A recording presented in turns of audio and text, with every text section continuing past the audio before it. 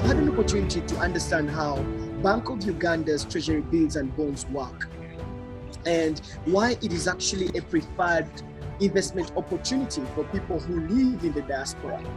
And so what normally happens is, you've been sending your money home to your relatives to, buy bricks and construct for your home. And at the end of the day, or apartments, and at the end of the day, you find that there's no, house units or whatsoever. And so we thought that we'll bring Bank of Uganda on board to discuss to us about the available investment opportunities. And Philip Wabulya joins us from Bank of Uganda. Philip is the director for the petroleum investment, but I think he under the Bank of Uganda, And so we thought that he will, expound more than just investment in the petroleum that Uganda is doing, but most importantly on the available investment opportunities in Bank of Uganda. I'm talking about the treasury bills and bonds and all that. So Philip, you're absolutely welcome. It's really, we're so humbled to have you, and thank you for staying on since the webinar started. We really appreciate you. And now you have your floor for 3 minutes. Welcome, sir. Thank you very much. Good evening, or good morning, or good afternoon, members. I think what's very important, and I hope everyone can hear me now, is I thought that I'll make it as brief as possible.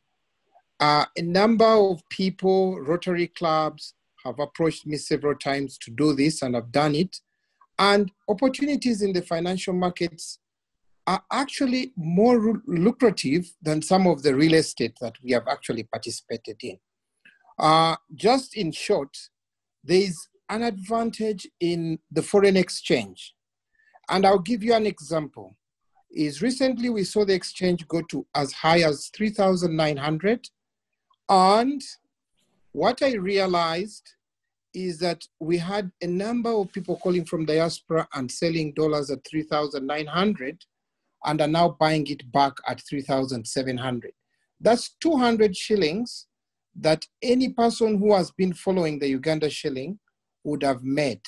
Now, a number of Somalis have done this over the years, but what hurts me that the Ugandans are not following it. The other part is on the interest rates. Every year you see banks publish results. And if you look at the cost of some of the banks, it is 3%. And that money belongs to us. But I can give you an example. Right now, if you invested in treasury bills for 3 months, you'd be paid 8.5%.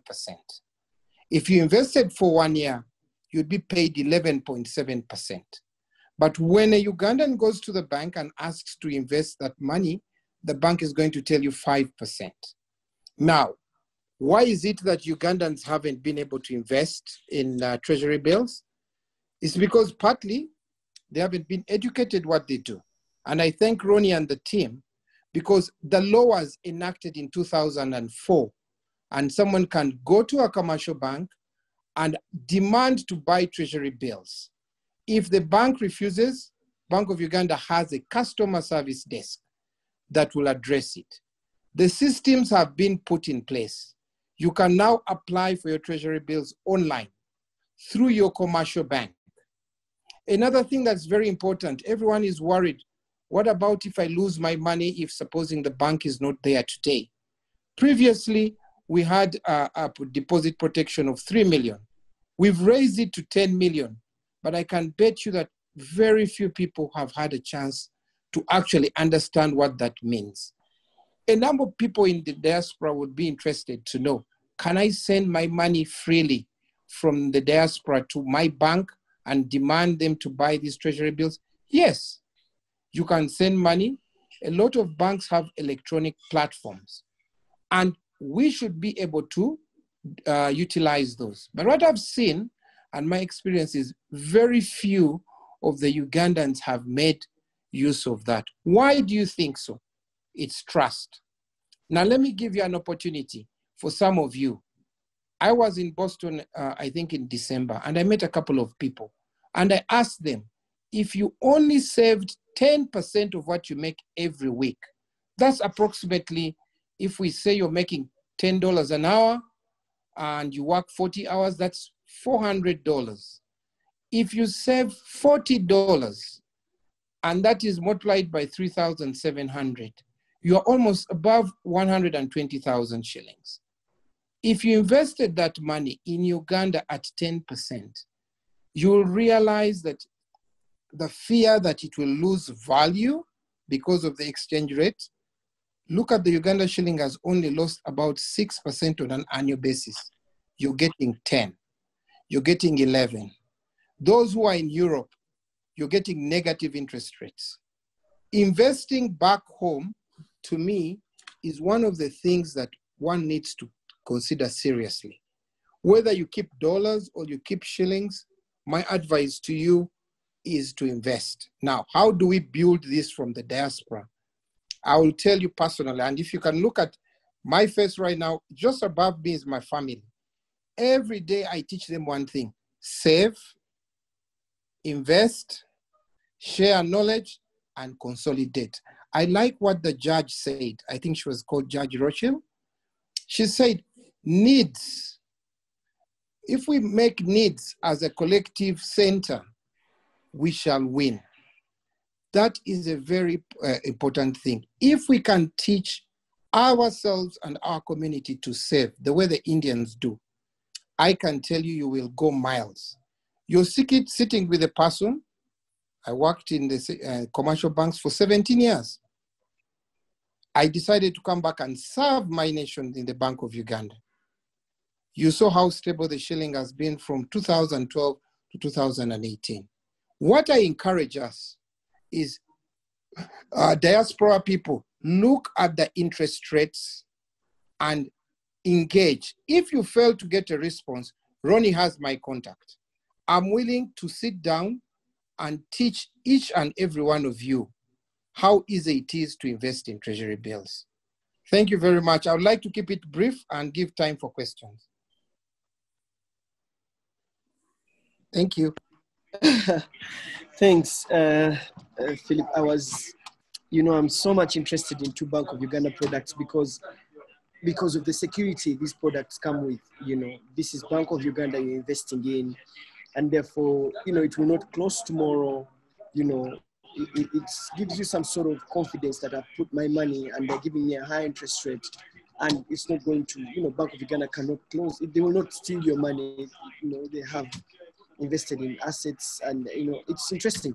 But the treasury bills and bonds, for purposes, I'll give you 30 seconds.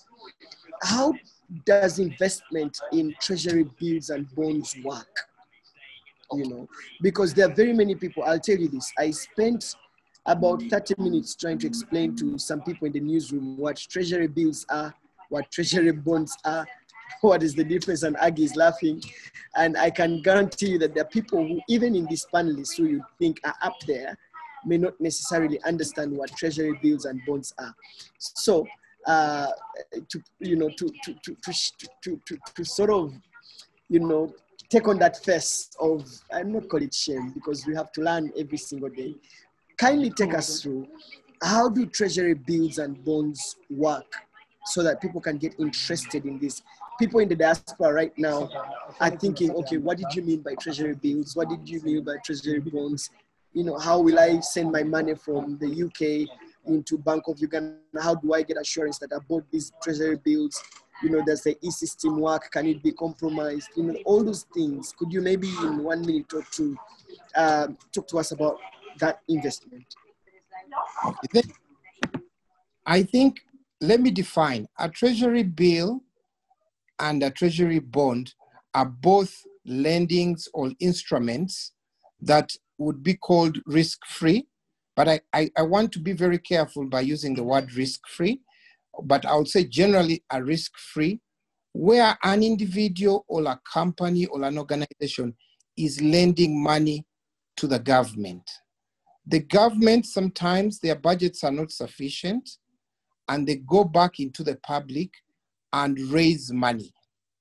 Now, everyone would say, why would the government raise money when it can just print the money and issue the same? That's not the way the governments work. So a treasury bill is a lending from a person or an individual to government for a period less than 1 year. I want to just break it down in a very simple. A treasury bond, and the word bond comes from those colonial times, whereby you are locked in for a given period of time. So a treasury bond is a lending to government beyond 1 year, and in Uganda's case, up to 15 years. So the way a treasury bill works is that the government of Uganda comes to Bank of Uganda and says, I would like to raise about 100 or 200 billion shillings, and I would like to break it down and say, for 90 days, which is maybe 20 billion, that's 3 months, I would like to raise 20 billion. For 182 days, that's 6 months, I would like to raise 40 billion. And then the balance, I would like to raise for 1 year. Now, Bank of Uganda, based on its strength, will go out and issue a request to the public through the banks and say, we are willing to take your shillings and pay you interest based on the amount that you give us, based on the bids that we have received. So the way it would work is a person would go to their bank and say, I would like to buy a treasury bill or indirectly lend to government money for 3 months. And right now, as I speak, it is 8.5%. And the bank would receive that request.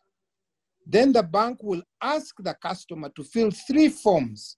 There are some CDS forms, which are called Central Deposit System forms, which are an account that is separate from your normal account. They open in their account, in their books as banks, and then later on open with Bank of Uganda, in which we shall keep your funds or keep a record of your funds. And the time when it matures, we pay you interest on that account. And then on maturity, we take back, when 3 months are over, we take back the money to your account. What I am trying to do is to try and break it down in simple terms. Is you as an individual, you go to your bank, you request them that I would like to buy a treasury bill, which is lend government to money for 3 months. And if you're not investing more than 200 million, they will tell you roughly what the rate is. Right now it is 8.5. You fill in the forms and you submit them to your bank. Your bank will send those forms to Bank of Uganda, and Bank of Uganda will then issue some electronic paper to your commercial bank to forward back to you. So you are lending government, but the intermediary is Bank of Uganda and your bank. Now, on a treasury bond, it's a little bit different. In a treasury bill, you have to wait until after 3 months, 6 months, or 1 year. On a treasury bond, which is like for 15 years, I'm sure Ron is looking and saying, I don't have the money for 15 years right now. Well, what they do is we give you interest every 6 months. And most of us economists confuse people by calling it a coupon. But we divide your interest. If, for example, right now, I can tell you the 5-year, if you lend government money now for 5 years, they are paying you 16.4%. It means every year, every 6 months, we shall pay you 8.2. At the end of the year, 8.2. For the next 5 years, if you calculate, it comes to roughly 78% over the period that you'd have earned the interest. Now, the way it works is we are lending government, but Bank of Uganda is standing in between. How do I submit the papers? I go to the commercial bank and I request. Now, Solomon and the rest, I would love to have another session. I hope I've been able to try and break it down in simple terms. Thank you very much, Philip. I think that is well elaborated, and I can assure you that I have learned so many things, the difference between a treasury bill and treasury bond and why it's important for us to invest in that. Thank you very much. That's in a way to manage your fiscal policy and, manage the whole inflation and, playing around with the money to ensure that we have a stable economy. Thank you very much.